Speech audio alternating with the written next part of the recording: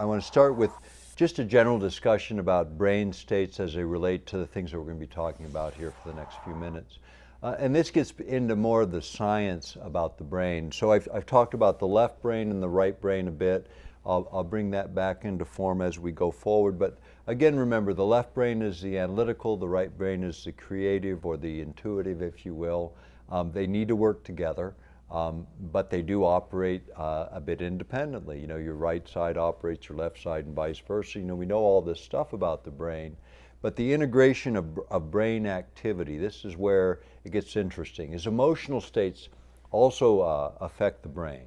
For instance, if you're experiencing fear and anger and all these negative emotions, you get what are called incoherent brain patterns. They're just like all over the map, like a lot of activity. But when you're experiencing love, empathy, compassion, what happens then is you get these very coherent, rhythmic brain patterns that appear, that are associated with higher ordered thinking, that are associated with the different aspects of our brain function. So if we break it down into sort of four main groups, the first would be delta. Now delta is 1 to 4 hertz, pulses per second. Think about that as vibrations per second, pulses per second, hertz. Now 1 to 4 hertz is where you are in your very, very deep states of sleep. You don't show much delta when you're awake, although I have met some people that do, and they're real unusual, because they're almost like they're in an awake dream state when their brain operates this way. The next state is the theta state, which is, as I described earlier, this is where 3 to 5-year-olds spend most of their time, where they're kind of halfway in and halfway out. It's where adults are right between when you slip off to sleep, but you're still awake and you're kind of actively participating in your dreams, where you're aware, but you're kind of right between. That's theta. And then below that level, or above that level is alpha. This would be like your zone, 7 to around 11, 12 hertz. Now that also is within the pulse rate of the Earth, 7.83 hertz. The lower alpha range would be like the ideal sort of dial-in focus for when you hit your zone, if you're an athlete or an artist or doing anything. We all hit our zone where we're just kind of in it. The brain, everything kind of goes in this super kind of way, that zone, that alpha zone. And for learning, it's really a good one. You know, right down there at the bottom of alpha, right before you hit the theta, this is where you absorb. Now think about little kids in theta, in that dreamlike state. They learn social behavior, they learn languages. If they're around more than one language, they'll learn them all. They'll learn whatever you'll feed them, whatever you'll teach them. They'll suck it all in, because that's how that type of a brain will work. And both hemispheres are balanced, so they're all over, man. They're curious, they're interested, they're intuitive, they're all of it. And that's what humans are supposed to be. We're supposed to be all of that, not just this or that. But our cultures and our societies makes us into this or that when we're supposed to be whole human beings. So that next state, above the alpha, is the beta ranges above 12 hertz, and then it goes higher and higher until you're in agitated states. Now, how does that correlate to our normal living environments? Well, if you're living in Europe, you're at 50 hertz. If you're living in the US, we're on 60 hertz. I'm talking about the power grid that surrounds us, which is the electromagnetic field strength of what surrounds us and the oscillating of it. You know, so we have 60 hertz, which is an agitating field that we feel as people. And you can measure some of this. In fact, I've got a device. I'm going to just grab it and bring it straight on in. I have a device that does exactly that. And this is just a field meter, so it's measuring. You hear that static noise, and if you move it around wherever there's a lot of noise, there's usually a lot near electronics where things are broadcasting, maybe near my speaker. See, that's where my microphone is hooked up, so it's wireless. You hear that.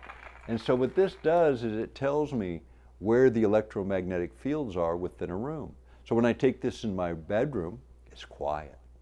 Now that's important because that's where I sleep. Now if you take it over to where I'm normally working over here,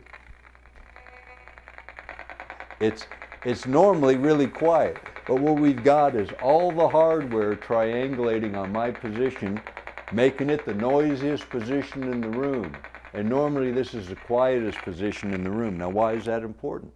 All the hardware that surrounds me, we have lights going, we have several cameras going, some are hooked up to the internet, some aren't. We got a wireless system running independent of my wireless system all through it. And one of the broadcasting stations for that wireless is on the other end of this table,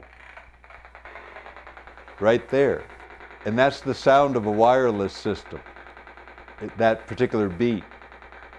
You hear that? That's the frequency of the energy flowing off of that. Well, all that energy is entering all of us in this room, and it affects everyone in this room. There's no avoiding it. It is what it is. Now, the biophysicist will tell you that's what's going on, but the physiologist will say, oh no, these are chemical reactions going on. And they're both right given their level of knowledge. And this is again where levels of knowledge. Now, why are they both right? Well, here's what happens in the life sciences. The guys that are really good in the math, they head for the biophysics because they love the math. Well, I'm no good in the math, but I understand the mathematician who is, and then there's the chemical models. And if you don't have the math, you're going to gravitate this way. You still needed the trig and the calculus and all that, but the math's a little softer in the chemical models. And it's not to say the brilliance isn't there, it's just a different model. But when you work from the chemistry in, instead of the energy into the chemistry, you miss sort of the foundation. No one's fault, just limits of learning. You can't be held responsible for what you don't know. Remember that? It applies to everything. This idea that ignorance of the law is no excuse is another one of those lies. You have to have knowledge or you can't make decisions. And anyone who doesn't think you need knowledge to make decisions, that's the idiot, not you for not having knowledge that's otherwise not available. So I use this when I travel every once in a while. It's a simple one just to see if the room is all right. But here's something here's a key. All rooms and houses generally are on circuit breakers. Okay, a circuit breaker is the power grid, and I was talking about the 60 cycles. That's an agitating field. If you're picking up field strength in your room, you can get a field strength meter, just a field meter, a common one they use for detecting field strength. You can look them up online, find one that catches subtle electromagnetic fields. You can set it in the middle of your bed, and you can tell whether you've got energy going on there or not. And then what you can do is with that field meter, you can go to the breaker box, and breakers in houses are usually set up where the bedrooms are on a separate breaker. So at night, you can kill the breaker, see what it does to the energy in your room. It might actually bring it down. Most cases it does, and if it does in your case, you might think about that. If you're not sleeping at night, this might be the problem. Energetically, it might not be possible because of all the interference going on, and that's the strongest signal close to you. The important thing is weak signals the body will largely ignore. But if you're weak, if you're physically ill and weak, then weak signals will impact you and override your operating system. That's important. That's your physical system. So what has been learned in the biophysics is that you can affect everything chemically if you can affect things energetically and create huge changes throughout a living organism, even death. Or you can turn off specific organs or cause them to malfunction and not operate properly, or disrupt the nervous system, or create the sensation of heat on the body, so you feel like you're being burned alive. In fact, there's a device designed for exactly that, for crowd control, and they announced it a number of years ago. You see press reports on it every once in a while. But the brain, and the idea that the brain controls everything, but the mind behind that, the consciousness behind that is the real power. And again, I want to remember and remind people I got these three levels in mind. You got the energetic spiritual level, the mind, mental, emotional level, which you can't touch any of that. And then you have the physical, the stuff you can touch. And the brain is associated with the mind because that's the organ that we associate with mental activity and emotional activity. I'm going to switch places just for a while because we've been at this a long time and it's good to move around just a little bit. In fact, I'm going to go ahead and grab my coffee over here because that's about time for another shot. The brain part, this is where my work got really exciting for me. And I'd mentioned when I was going through a little bit of the summary of what's in the library. I talked about Hutchinson's work in the book Mega Brain, and this was really exciting stuff. You know, when I read it, the first time was right after it published in the mid '80s, and the exciting parts that got to me were the idea that you could create entrainment. You could, in fact, affect your own brain in a way that would cause it to move through these various states. Now, think about this. As you can train, you can exercise like exercising muscles. If you exercise a muscle long enough, you'll build strength. First, it's weak, but it takes time and you build strength. The brain is the same way. I mentioned a couple of exercises, breathing technique, that affects blood flow. Well, that affects the brain if you're affecting blood flow. If you affect your chemistry, I talked about addictions and diets, that affects the brain.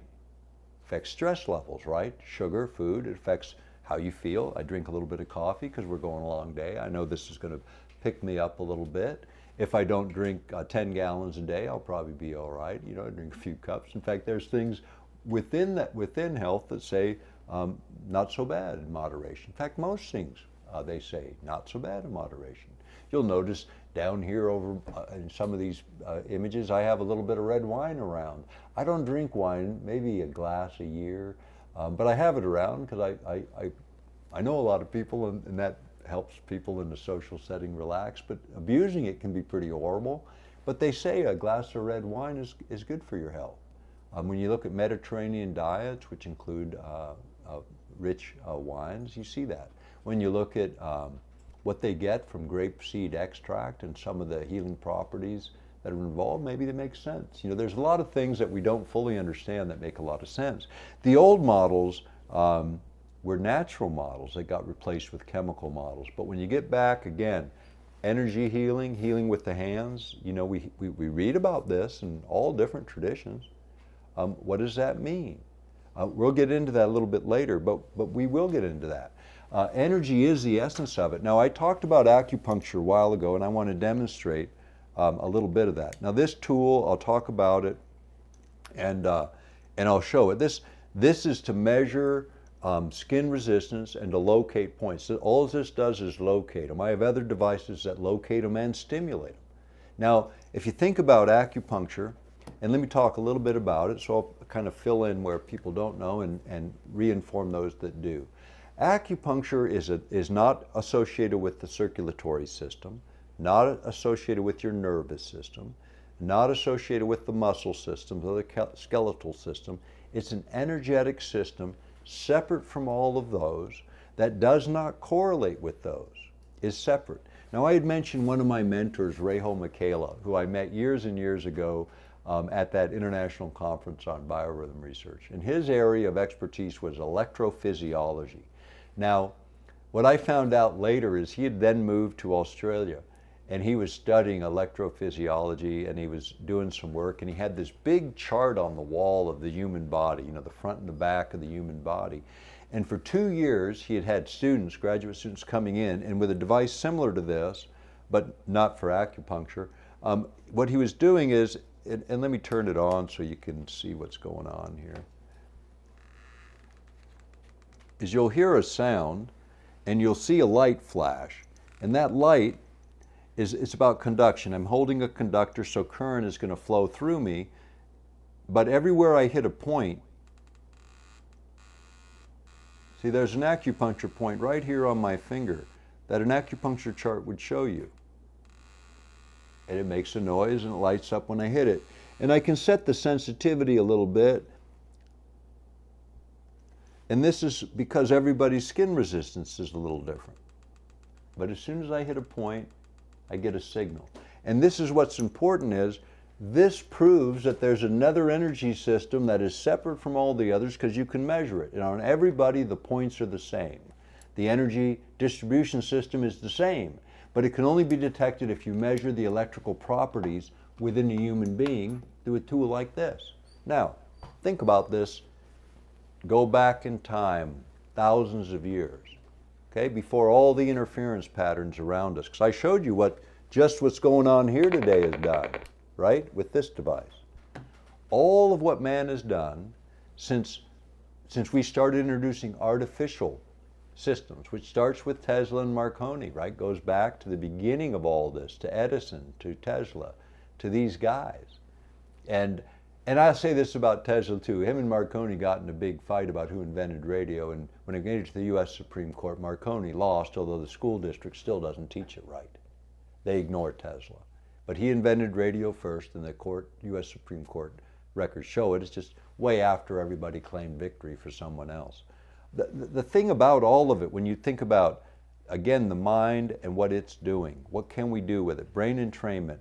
First of all, you got to understand that we're mainly energy, energetic systems operating in physical form. That's what I've been saying from the very beginning of this. Now we're moving into hard science that says the same thing. All right, started with hard science. We're talking about God. Started with hard science, quantum physics. That's where we started. Now, one of my friends, one of my dear friends, has just passed away a couple years ago, Elizabeth Rauscher. Now, I'll tell you a little bit about Elizabeth. Elizabeth was one of the most brilliant women physicists on the planet, one of the most brilliant physicists, because I'll tell you what, I met a hell of a lot of men who thought they were really brilliant, and they didn't hold a candle to her. She was brilliant, and she had to earn it, because at her age, to be a physicist and a woman, you want to talk about being beat up and abused, I can tell you professionally, that's her. But I could also tell you something professionally, she never lost her joy. She never lost her possibilities. And she never sold out her soul to any jerks in this other system. She maintained her independence. She died poor, but in money, but she died rich in what she left behind, in knowledge. And she didn't leave without leaving something behind. In fact, she had talked to me about being a co-author with her on one of her books. It was the last one that she finished, and it was on reality creation. And when she asked me to do that, I said no. I didn't feel I was qualified and to be on a title with someone who had accomplished as much as her. Her CV, I mean, her resume, if you will, which is just a little entry on each thing she did, was this thick of accomplishment, of papers, of invention, of degrees, of things she had accomplished. And how could I be on a title with her? And so I said no. And I thought I was being humble, and I wasn't. I was the opposite. This is again why we have to be careful. I wasn't humble at all. It was arrogant. Stop and think about it for a minute. She's a triple PhD in biophysics, astrophysics, and geophysics. Okay? There's no one more qualified in the fields that she's writing about than her. And she asked me to co-author. Who am I to be qualified to say no? Who am I to be qualified to say no to a triple PhD in a world-class physics? And I said no, and I regret it. I regret it only in this sense. I failed to see what I offered. We all do this. And then we make big mistakes. That one will be recovered. It's even being recovered in this dialogue. But what I had an opportunity to do is I can't do the math, but she can't do the words. You see, it would have been perfect. I could have put in words her math and made it even more real. And I failed that because I saw the final work. It's a good work, it's fine, but I know we would have done a greater thing because I know the words I have and what they are, and I'm delivering a lot of them today. She's here in her own way, I know, because of entanglement, which I explained before as well. We're entangled in this thing. I spent hours, days, weeks with Elizabeth, learning with her and from her. And we did. We learned a lot from each other. I learned a lot from my friends because I would show up and I'd spend those days and spend that time to learn so I could take something out and share it. This part, this electrophysiology aspect is really critical to knowing what we are as living organisms. And most of our healthcare, I would say 99.9% of it, fails to recognize the fundamental nature of what we are in a manner that can lead to healing. They're starting from the outside, We're really good in the West at fixing broken bones and broken things, sewing stuff together. Man, we're good at that. We are good at the mechanics, really good. On the intellectual, spiritual level with psychology and all the medications, I'd say that's an F, okay? And I know a lot of psychologists get into the business because they're nuts and they need to figure out what's wrong with them. And you know, I know I'm making a few people angry because you want to be all defensive about it. Because you're being defensive, you know it's true. Stop for a moment, quit being so defensive about it, and focus inside long enough to ask you, what drove you into this profession? Are you the fully balanced person you'd like everyone to believe you are, or do you have work to do too? And it's okay. We all do, or we wouldn't be here, for sure. And if you're in the profession, at least you got some building blocks to work with. But if you're really smart, you also have that in the way, and I know it gets in the way, so you got to dig deeper. I want to talk about the brain in terms of entrainment from the outside. What you can do is you can cause the brain to move in these various ranges deliberately. And I'll show you a device that'll do that. This is a light and sound device. Now this is using a couple things. I'll explain it first, then I'll just show it real briefly. What a light and sound device is, it takes advantage of the optic nerves and the auditory system. Now, you can't hear, as I mentioned, you can't hear these really low frequencies, like in the 1 to 12 hertz. That's below hearing. Remember, hearing was 150 hertz up to 20,000 hertz. So that's too low. We couldn't hear signals that low. The same time, the visual system, if something flickers at a certain rate, your brain will begin to mirror the flicker rate. So that can drive something. So if you can flash a light at 7 hertz, the brain will begin to want to mirror 7 hertz.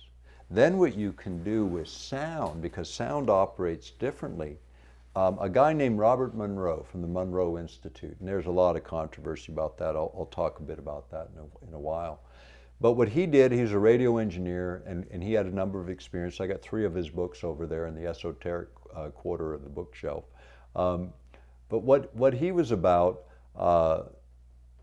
really, when I look at brain entrainment as a general rule, it's about changing the way your brain state is so you can do some other kind of work. So where are these used? These are used for meditation, relaxation, enhanced learning, and increasing your energy level, because the brain state will affect all of that.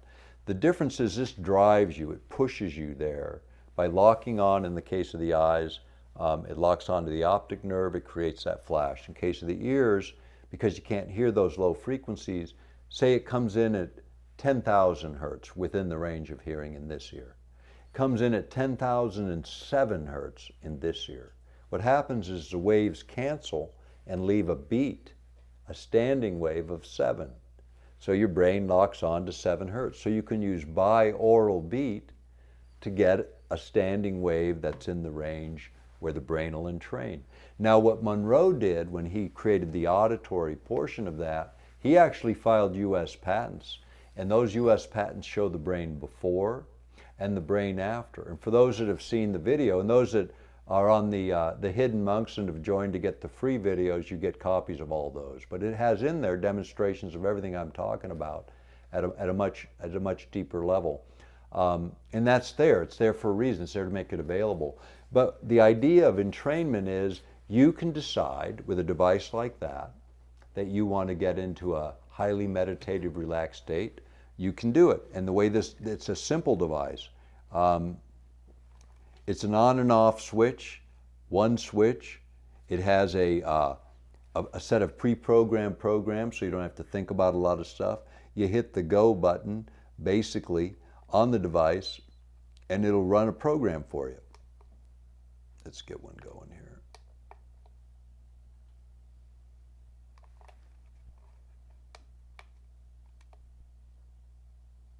Well, if my batteries are good, I'll get you one.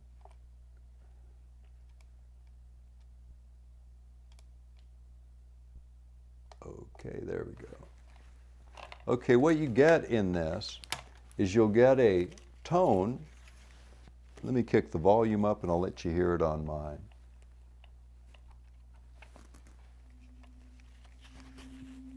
get a tone, and you get flashing lights. Now your eyes are closed when you're wearing these glasses, and the light will go through the eyelids, so you're not getting a bright light. And some of the programs will run white light, colored lights, and the color and the tone are synchronized for very specific purposes. So this one is set up as with pre-programs. Now why I like the device is it has a auxiliary input. So like for say accelerated learning, what you would do as an example, or for changing behaviors, you put yourself in a highly suggestive state, like a theta state, which is kind of where you are. In fact, it is where you are if you're under hypnosis. But now you're running it. And what do you program in? How about this? You make a recording of your own voice. Remember looking in the gazing? Who did you trust? You. The only one you should trust on these kinds of things. You. So here's how this works. You plug in your affirmations. You create your programming tracks about what you want to do. Because you know what will conflict with who you are. You're not going to do that. You set yourself up for success. You program yourself with your device, and you decide what you're going to put in your brain, and you do it more effectively. Now, this is a really interesting tool because it's a driver. Now, this means that this is putting you in that brain state. You're deciding which one to go into, and then you're using a device to take you there. Now, that's interesting, and that will work. And that's kind of the short route, because to get to that same brain state, a guy who practices meditation will work for like 20 years to do what you can do in the first 3 minutes. All right, this is a big deal, but it's also a big responsibility, because when you engage the brain and you've got more capacity, you make more decisions, and you might do more damage or you might do more good. So we always start with this case. I got to, for the first time ever, start with the building block, which is about you, before we get to this part, which is the part where responsibility kicks in. Because now you got to decide what you're going to do with your operating system engaged with all of your experience. And there's tools to make it better, to make you very effective. Very effective. And I think that's what it's about, right? To be effective and efficient, get it done, but do it in the right way on a platform of values is a better way. So the other way is called biofeedback. Now this is different. Now that's giving you a signal that the brain recognizes and locks onto and begins to mirror. This is a different one. This one, what this is measuring is, again, it's measuring something about the electrical properties of my hand is what's being measured here. And I'm going to click the on switch, and you're going to see a light start moving. And what it's doing is it's deciding how much stress is in this hand as it's moving, and it's calibrating itself. So now it's red, and my objective is to make it go green by relaxing. And for me, usually public speaking is relaxing, so this thing tends to go down. And you should go down from green, should go from red to a little bit of orange. There it is at the top. And let me just rest for a second in this.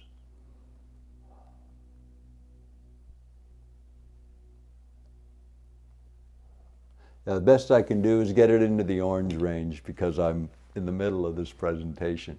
But what this does is it will teach you, there it goes down back into green, it will teach you to move your energy down into the green level. Now what does that mean? That means your stress level is going down, your blood pressure is going down, so you're getting direct feedback when you see the light. Now this also has a head attachment, so if you're relaxed and you're closing your eyes, you don't want the visual system because you do better with your eyes closed. It'll give you just a tone that'll tell you as you drop into a more relaxed state. So you're able to get real feedback to tell you what your brain is doing through a measurement on your hand. And this is when it gets really exciting because now you've got feedback. Well, with feedback you can get change. And this one is another version of the biofeedback. And this is like old school clumpy, right? And this could be redesigned pretty easily. But these are muscle tensiometers here. And this is something that would fit on my forehead. And they would touch my forehead and measure stress here, because one thing we all know is this always gets stressed when we're stressed, and when we're relaxed, the forehead relaxes. So this again looks at a biofeedback, a biological marker that tells us something about the brain state. And this one has an on and off switch, which makes it really simple. It has a volume dial, which makes it really simple. And it has an intensity, so that you can set this to be, like once you get down to that relaxed state at the high setting, now you set it again and it goes back up to a high state. And the way you tell a high state with this is it starts out with a high tone. It goes as you relax. It drops lower and lower. When you hit the lowest tone, you set the sensitivity and you keep learning to drive slower and slower. And what this trains you for is the alpha zone, that perfect zone for learning. Now, if you do a device like this, about 30 minutes a day, every day, you won't need it anymore. You'll know where that zone is. Now, they have more sophisticated equipment like this, and why it's important in this dialogue. They have brain biofeedback equipment that is so good that if you can find practitioners, this is worth it. Now, there was a school district in Minnesota, I mention it in the book, Controlling the Human Mind, that actually did this experimentally with special education children. Attention deficit disorder and hyperactivity in particular. Hyperactivity is the brain is operating with too much stimulation, so they can't get into those lower frames of learning. Sometimes attention deficit disorders are related to that, other times it's going too slow. They're not able to get focused, or we're starting the kid too young. This is the frequent problem. We start kids in school to learn academics before they're 7. Their brains are not developed to learn academics, and we label them too early. In Europe, they start them in school at 7 for academic learning. And before that, it's playing, it's socialization, it's what the brain. This is where teachers and brain scientists and others, we're not having enough communications to solve these problems. We're complicating them with all the right intentions, but with ignorance. When we ought to be tuning things up, we're tuning them out. When we ought to be teaching the basic skills so they can think on their own, information is well available, there's no problem. The process of thinking, the process of reading and knowing what you're reading, vocabulary, and writing, being able to articulate in language that's understood, and mathematics. And then the sciences come in. But with these basic things, all the rest is about chasing your curiosity and having layers of learning that challenge your ability to stretch the muscle of the brain and combine the mind, which is not in the brain, in a way that enhances human performance. So biofeedback, again, for meditators who learn how to do this, how they have to do it is they have to hit the state and go, aha, that's it. And then maybe a week later, I got it again. This, you get it every time because you've got feedback telling you there. Now the big ones for kids now, they're really cool. They're computer screens. And the kid will be wearing this like helmet thing that looks cool. And they'll watch the screen, maybe there's a bouncing basketball and their deal is to get the ball to bounce higher. And that's how the feedback's working for them. The brain is doing its thing. The person's learning, if I bounce the ball this way, what they don't recognize necessarily, because it might be a young kid, is that that's when their brain hits the ideal state for learning, so they don't need those drugs they have them on. And they found that, I believe it was 75 or 80%, almost 80%, it got really close, were off of all their medications. After 45 sessions, they no longer needed it because they learned how to modulate their own brain activity into the ideal state of learning, and they can do it better than you and I because they were trained to do exactly that in exactly that way. And everyone can learn this. And all of these disorders being medicated, many of them would go away. Some would still be medicated for other reasons. But a lot of this is about you understanding more about your system and how to work that system to be optimized based on biophysics, not some mystery, not some scary thing like we're playing with voodoo here. This is science, okay? And we're crossing over a lot. And the reason we are is because science came from somewhere. And let me go back to acupuncture. Do you remember a number of years ago, many will, there was a story, you can look it up. They found the Iceman, and they fought about where he was. Was it in Italy or was it in Germany? Because they were arguing about which country, and because it's right on the border.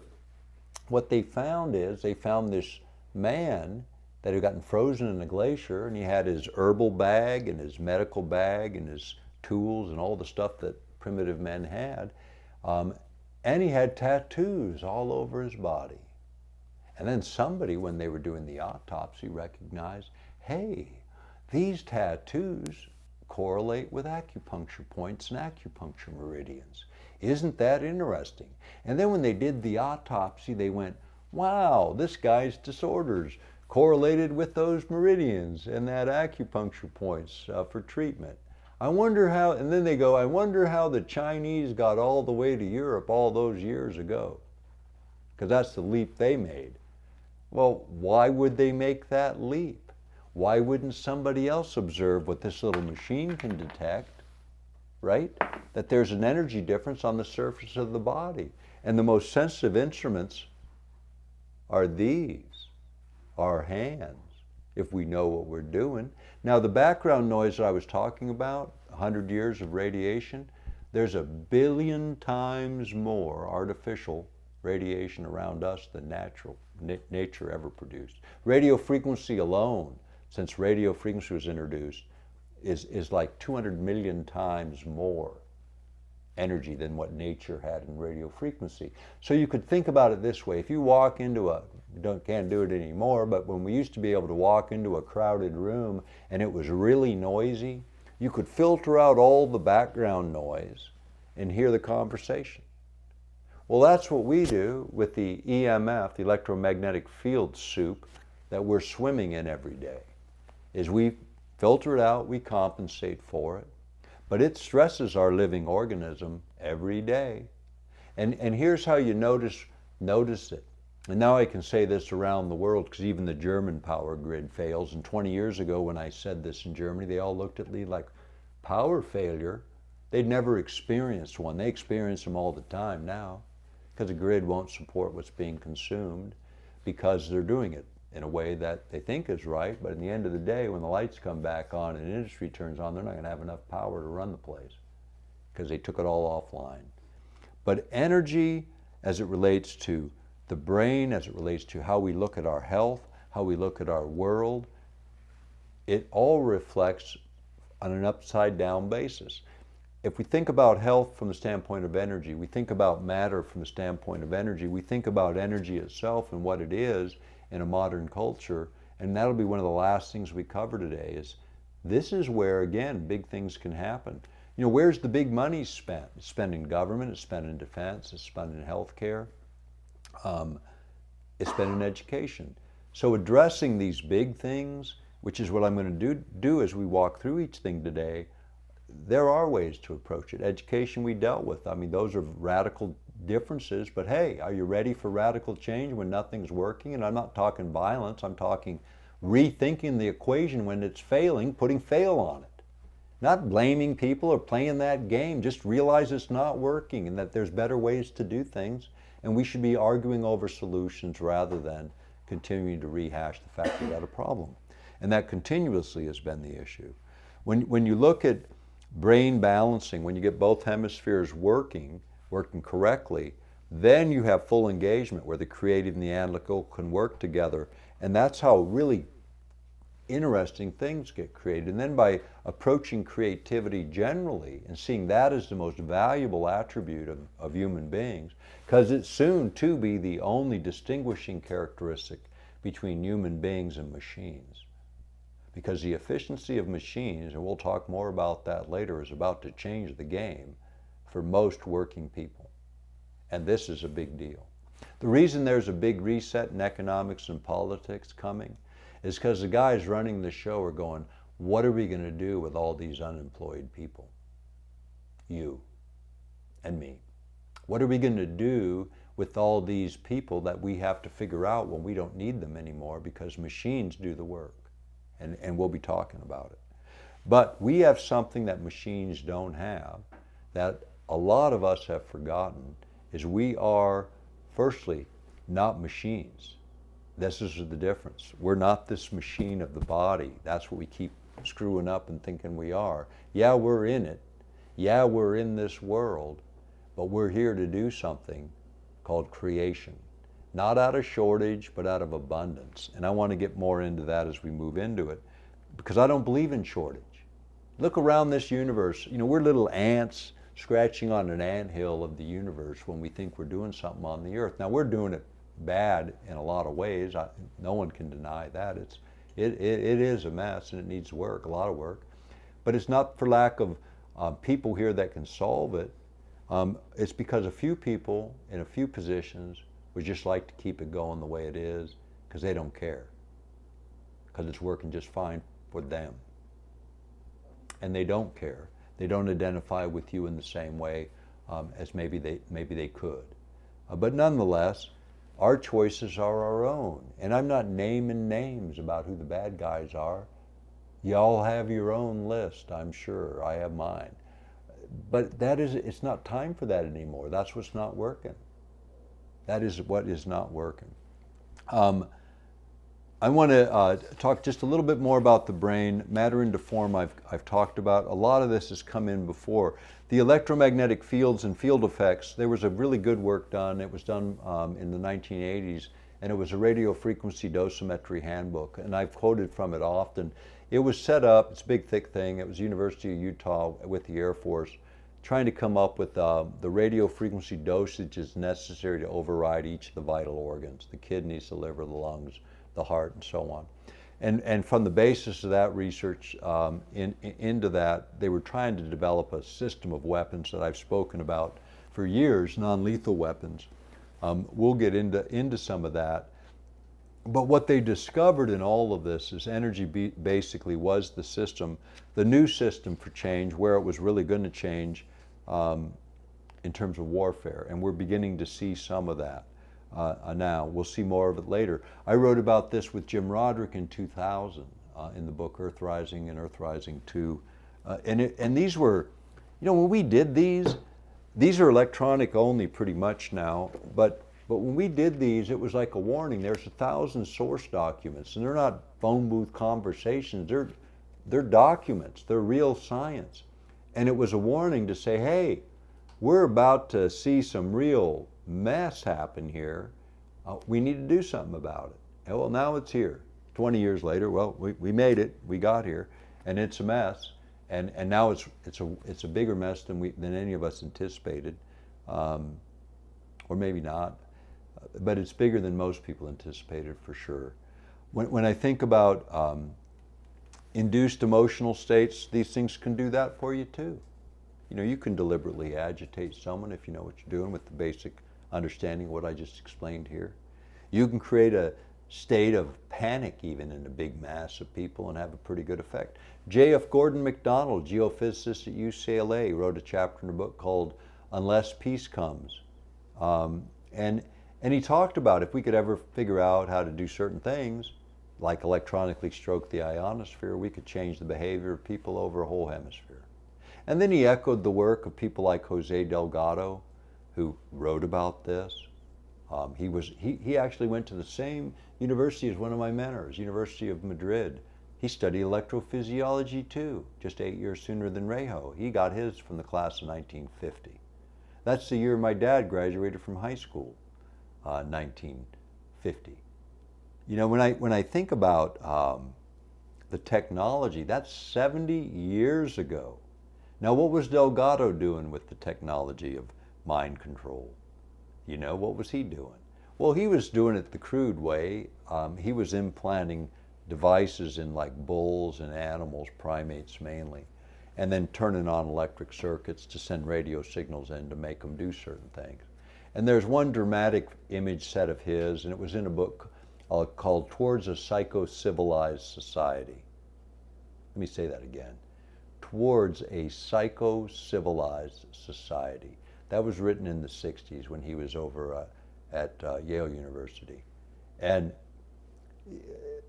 he believed this, that it was a good thing. It would be great if we just make everybody happy. He believed that. They got a pharmaceutical model doing that right now. Dr. Bregan objected to that years ago when the head of the Psychological Association in the United States in the 1990s said we're going to medicate every kid that's acting out. And under the first Bush administration was going to actually do that. Because kids that act out, they wanted to control. Because they said that crime was genetic. In fact, it was on a major publication in America, news circulation, with a little baby, you know, with a prison uniform on, striped suit, USA Today. You know, and what it was about trying to make crime genetic and that we could treat it with medicine by dumbing them down. Now we're going to numb them down so they don't act out in the inner city. And this guy, Dr. Bregan, he objected like crazy, and he stopped that from happening because they were going to spend $400 million to interview parents and teachers to see who's acting out, and then they're going to just drug them up. And I'll tell you what, the same kids acting out that failed to conform, to follow the rules, they're either going to be criminal or they're going to be your leaders. You want to neutralize every leader? Make that program work in your public school system, because it's working now. That administration didn't do it. They just came at it a different way. Look at the statistics of how many kids are medicated in your public schools. Nope, we've just made childhood a crime or a disease because kids don't conform until they're about 7 or 8, and the brain reforms a different way and they can start standing in squares. Because they're not meant to stand in squares before 7 or 8, they're meant to explore. And that's how their brains work. So we're trying to shove a round kid into a square peg, and it ain't gonna work. No matter how much people think that's a great idea, because it works against human nature, it works against everything, and actually destroys kids because they think they're losers. They think they can't do it. Some kids get it a little sooner. They're able. The brain is a little different with everybody, but generally speaking, they're not losers at all. We just haven't given them a chance to literally catch up with themselves so that that little body can develop the brain activity and the interaction with the world so it can be in a position of learning, but mainly from you as parents and as people who care about kids around you and the kids that are around you. When I go back into the brain again, induced emotional states. You can do this artificially. I'm going to get into that a little bit later in the dark side of this and how that works within technology, because that's a big part of it. I'm showing you technology here that's for you to decide how to use. These same principles are applied to you, against you every day. There's a great article by the U.S. Army War College called The Mind, or actually it's by Perimeters, their publication, military publication, and it's called The Mind Has No Firewalls. You can look it up online or look it up in a library when they're open again. The Mind Has No Firewalls. Look it up, and it will explain that there's no way to not have these kinds of systems interfere with your mental capacity. Now, whether it's deliberate or not is another question. And there's other ways. I showed you light, I showed you sound. You can also use electric current, electrocranial stimulation, which is the oscillation of electromagnetic fields directly to create the same kind of entrainment effects where your brain will follow that signal. And it's also called a FFR, frequency following response. That's what it is. And it's taught in any institution that teaches psychology at a high level will teach about frequency following response today. So there's lots of ways to do it. The other thing I want to just mention again, I talked about those breathing techniques earlier. This is good for, again, relaxing the brain state. And then the last thing I want to mention before I move on is the power of visualization within that. Is when, and this is part of that exercise of gazing in the morning, to again go back to a practice. That visualization you're doing is kind of setting it up, and by vocalizing it, where you hear yourself say how the day is going to go, you're reinforcing through your input channels. Now you're hearing it, now you're looking at the person that's telling you this, you know, so it's you not just thinking it, you're saying it, so you're speaking it out, you're hearing it in. This is integration, this is physical integration, and it's also a principle of creation. Visualization, adding in the emotional component of walking through your day, making it into your highest lift prayer for you for the day, and then evaluating at the end of the day. It's a cycle of completion. It returns power to you. It gives you your power back in a fundamental way that's simple. Do that when the rest are easy. I talked about the key of controlling emotions. This is a very important one.